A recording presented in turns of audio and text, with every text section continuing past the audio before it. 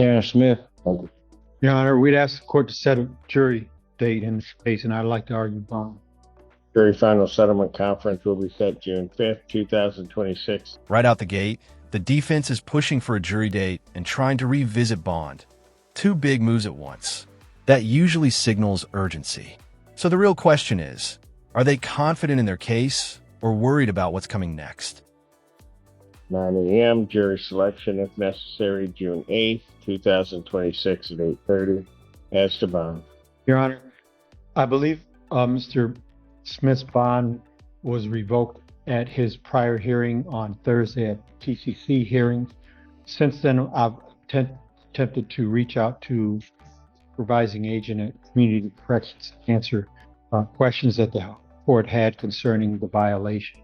Specifically, my information is that Mr. Smith received word that he had been in violation at 1:50, at 1:58, 8 minutes later, exited exclusion zone, Your Honor.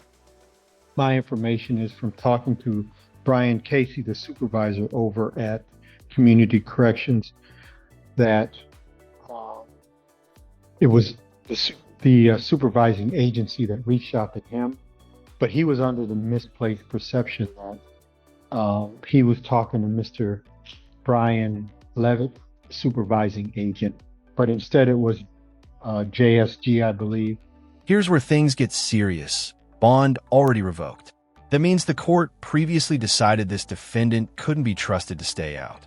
Now the defense has to undo that damage, which is never easy once a judge has lost confidence. Supervising agent for the tether company that he was speaking to in reference of the violation and his need to get out of the exclusion zone, which he immediately did.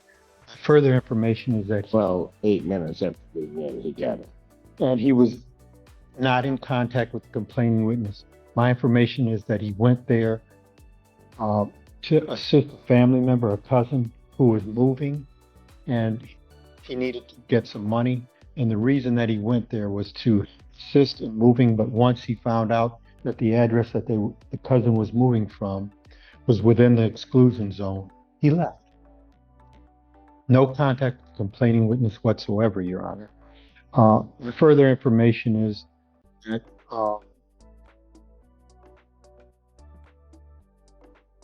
I'll leave it at that right now. Other than he needs to get out to assist with child care. Is that what you told me? Yes, Child care, as it relates to a child in common with the complaining witness. Yes, sir. Your response to Well, this is why I'm going to object. This violation of the exclusion zone is extremely concerning to people, given that this domestic violence case occurs at where the exclusion zone is. Then you can set another felony case for obstructing and obstructing at that same location. And I'm concerned now, went back to that area as if minutes, and I don't know if he's contacted his actual agent rather than just suggest it's not my report, and he was there for 8 minutes. I attempted to contact the supervising agent on Friday, but was informed that he was out of the office. Again, this morning before court, I went over to Community Corrections. The supervising agent wasn't available, and I spoke to his supervisor, Brandon Casey, and I relayed the information from the notes, I believe, in the supervising agent's file through Mr. Casey.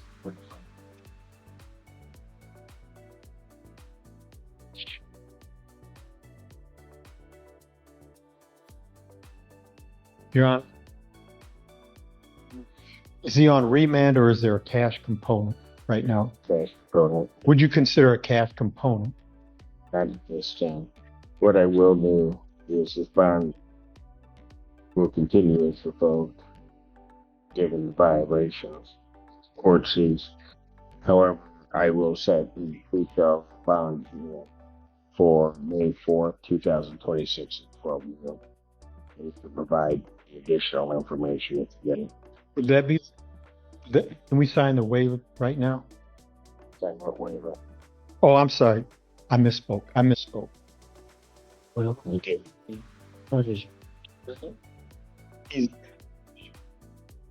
An 8-minute violation might sound small, but in legal terms, it's huge, especially in a domestic case with an exclusion zone. Even accidental contact can raise red flags. So ask yourself, Is this truly a misunderstanding or a risky lapse in judgment?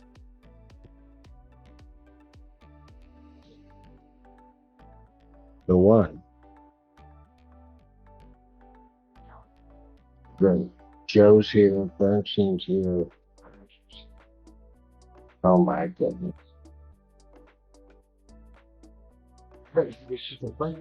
What? I'm studying in Michigan court rules. They're the cases here right now. The same conflict does exist in the way we story. Well, we have a bond violation. Yes, Your Honor, I've shared it with my client.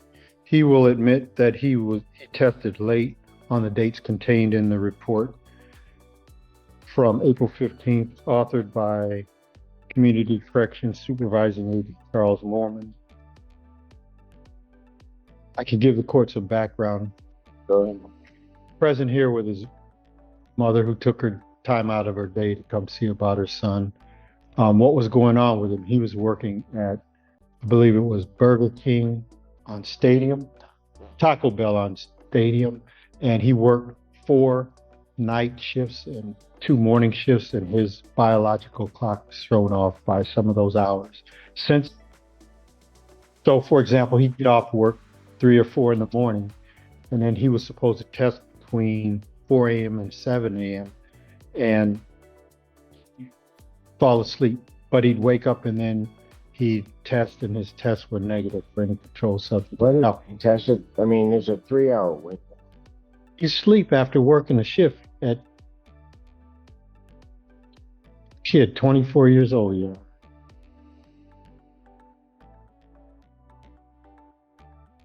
But we had sent to him, I mean, there were times before this a problem. And we had sent an order to apply. Back on March 9th. So not taking any action. It's good for about 10 days. We proceeded to have 1, 2, 3, 4, 5, 6, 7, 8. Missed, but they were compliant. No alcohol. If we're on page 2. I understand there's no alcohol, but I could consider these violations. Not supposed to test in that time with that. And I've impressed that upon him, Your Honor. That's why he's here. Also, he's now left Taco Bell, and he's at doing landscaping, and he's advised his agent, so they adjusted or tried to accommodate his work schedule, landscaping now. And I have his works. How is that? That could be even more. I talked to him about that, but he thinks that he's worked it out with his agent so that they now have a plan so that he's going to comply and test during the windows that you've ordered. Even the people. Work with the other people.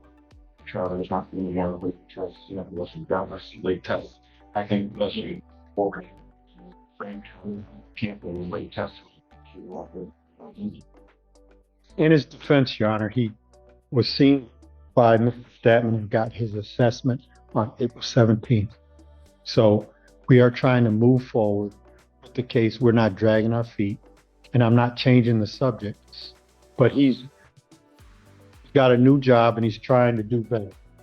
And he's got his mama here in court today. Man. Oh, I see. Did I miss anything? Okay. Only there was some time that he wasn't able to change the test schedule when he switched jobs. Ma'am, for the record, what's your name? Sarah Lang. Fine. Mother's Day is coming, Joe.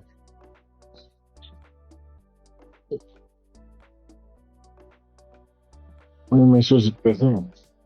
Mother's Day is coming. I mean, it says a lot. She's standing up for it. I get that, but bet 14 missteps. Yes, Your Honor. But no alcohol. She'll tell you he's not drinking. Young man, when you got the order telling you to comply and no more late tests, and when I told you at court no more late tests, what were you thinking? Yeah. Just try and get them on time. Try to not go for any more late ones. Sometimes just lose track of time when I'm at work. Most days have only occurred when I physically be at work.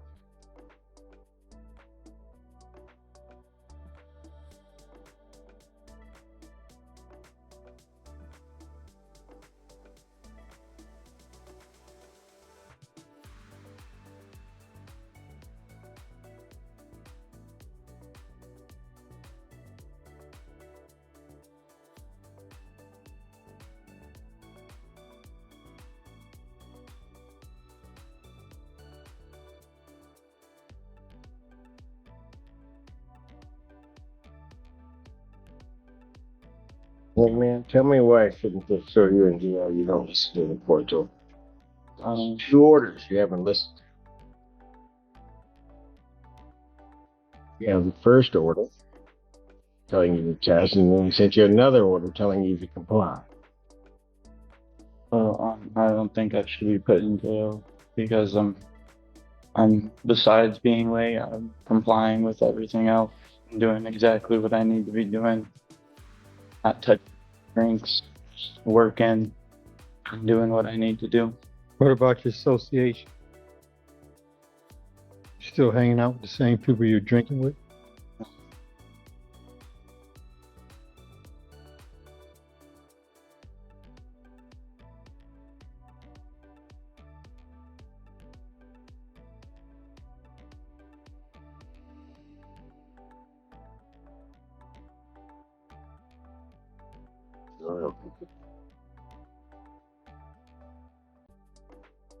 What I'm going to do is, defendant having admitted to violations, I'm not going to incarcerate you for this stuff. But, you go community corrections that placed on the SCRAM tether. Any types of violations, such as not charged, not properly downloading, all of those things. If you don't follow that to a T, you're going. Am I understood? I didn't feel you.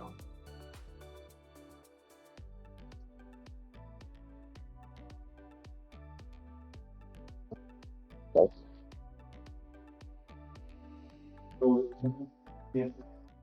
You have the unit with you. Yeah. You take that over, and they'll put you with the SCRAM tether. Okay.